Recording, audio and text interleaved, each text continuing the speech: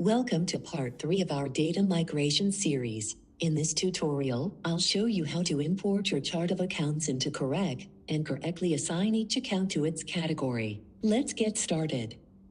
Follow along by visiting our website's tutorial section for a link to the sample files used in this tutorial.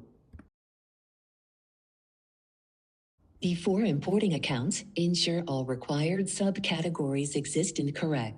If unsure, create an uncategorized subcategory under each main root category. COR only imports accounts paired to a category, so this step is crucial.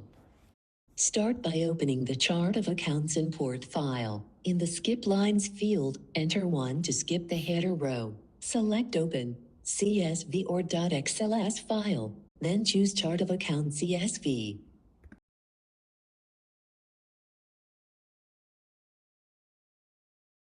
In the Account Name field, select the source column labeled Account. This fills the list on the right side with the account names from your import file. Leave Direct Entry blank. This feature is only used when you intend to create a direct entry from a value in your source file.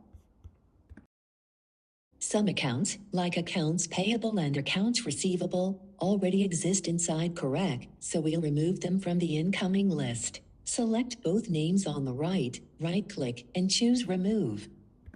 Next, we'll map each imported account to the correct category in the chart. To do this, simply drag an account name from the right side and drop it onto its category on the left. For example, drag Office Expenses and Office Supplies to the category Expense Office. Expand the category to confirm they appear underneath.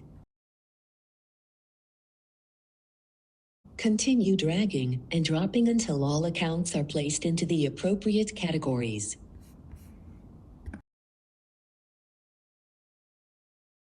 If you add new subcategories inside COR while working, select the Refresh Category button below the category tree.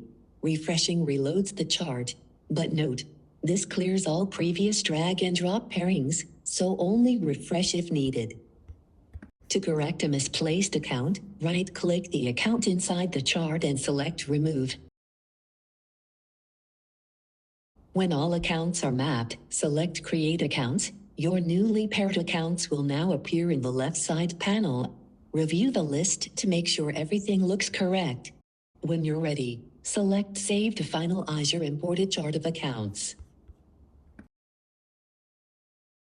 And that completes your chart of accounts import. In the next tutorial, we'll move on to importing your financial transactions. Thanks for watching.